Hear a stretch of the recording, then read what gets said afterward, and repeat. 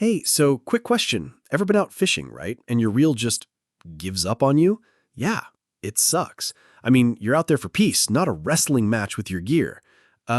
What's up, guys? I'm James, and today I'm breaking down my picks for the 5 best all-round fishing reels that, actually do the job. Whether you're casting off a pier, a kayak, or just chilling by the lake, these reels won't let you down. All the product link in the description. I have an Amazon and AliExpress $15 off with free shipping discount code, available link in description, or visit promowelt.com. So grab a snack, or like your cat, let's go. Number 1, Penn Pursuit 4 Spinning Fishing Reel. Okay, so metal body, carbon fiber drag, sealed bearings. It's made to last, especially if you're like me and forget to rinse your gear after saltwater trips. It's smooth too. Casting feels effortless, and the drag system holds steady even with bigger catches. Real-world experience. Took it out for a weekend, first at the lake, then down by the coast. It handled both spots like a champ. Caught a chunky redfish, no slipping, no grinding, just smooth reeling. Kind of impressed, not gonna lie. Pros and cons. Pros. Tough build, smooth drag, great price, works in fresh and saltwater. Cons. A bit on the heavier side, not packed with fancy features, but who cares if it works, right? Who it's for? This reel's for anyone who wants reliable performance without spending a fortune. New anglers, weekend fishers, or even folks who just want a backup reel that won't disappoint. Final verdict. So yeah, the Penn Pursuit 4, solid choice. Durable, affordable, dependable. It's not trying to be fancy. It just does its job. And sometimes that's all you need. Number 2, KastKing Sharky 3 Fishing Reel. Okay, so I took this reel out on a weekend trip. Nothing fancy, just me, a buddy, and way too many snacks. We were casting out from this little pier, and boom, hooked into a chunky catfish. Now, normally, cheaper reels, they'd start crying at that point, but this one held up. Smooth drag, no weird noises, no panic, just handled business. And it feels solid in the hand, you know? Doesn't feel like something that's gonna crack if you sneeze on it. The handle's comfy too, even if it's wet or covered in fish slime. Gross but real. Oh, and casting. Super smooth. Like butter. No bird's nests, no drama. So yeah, pros. Strong. Surprisingly tough. Smooth drag. Not crazy expensive. And it just looks cool, right? Cons.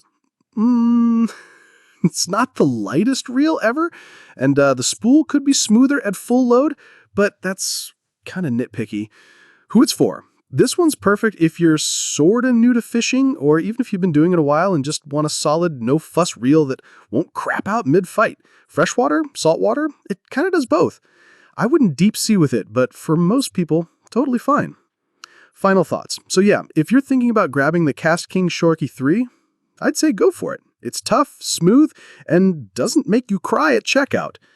Number 3, Shimano EX Rear Drag Freshwater Spinning Reel. All right, so I took this thing out last weekend, just hit up a little lake near home. Wasn't expecting much, to be honest. It's lightweight, looks basic, and the price, super low. But then I started casting. And dude, it was smooth.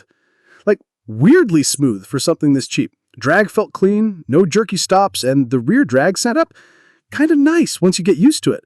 I got a couple of smallmouths, nothing crazy, but it held up fine. No slipping, no rattling. It just did its job. Quietly. Which, honestly, I appreciate. Pros. Super lightweight. Smooth casting. Rear drag's easy to adjust mid-fight. And dirt cheap. Cons. Not the toughest reel out there. Probably not great for bigger fish or heavy-duty action. But for everyday freshwater stuff, it's solid. Who it's for. So yeah, if you're new to fishing or just want a spare reel that won't break the bank, this is a great pick. Also works if you just keeping things simple. Cast, catch, repeat, done. Final thoughts. The Shimano EX isn't flashy, but it's light, reliable, and does exactly what it needs to do. Honestly, I'm kind of keeping it in my truck now, just in case I find a random fishing spot and want to toss a line. Number 4, Quantum Strive Spinning Fishing Reel. Okay, so I took this thing out last Sunday. Quick solo trip, nothing wild.